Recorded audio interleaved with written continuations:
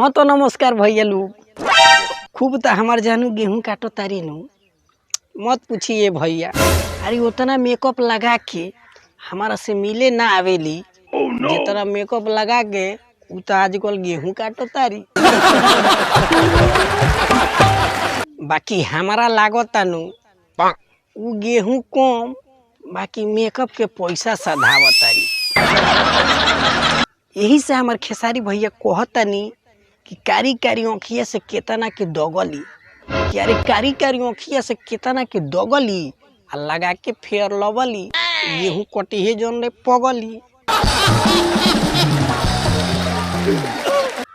बाकी तबो हमारा जान के कुछ बुझाते नइखे।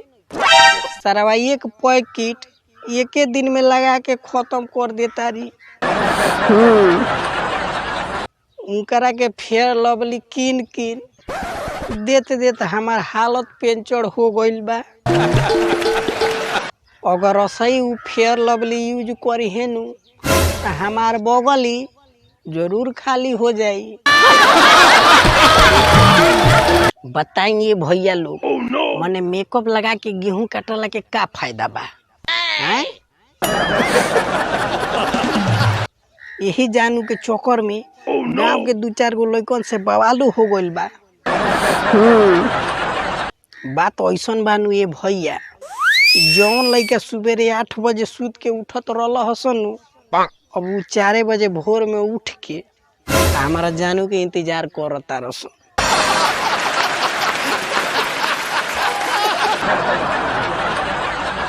काहे से जब जब ई फेयर लवली मार के आ गेहूं काटे जाली नु, लड़का देख के आ गुल गुल हो जाता रे।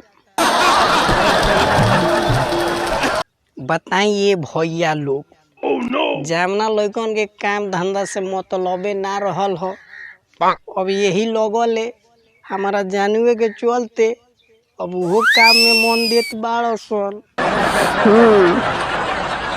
जब जब ई फेयर लवली लगा के गेहूं काटे जा तारी नु, 4-5 गो लड़का पीछे पड़ जाता रसन।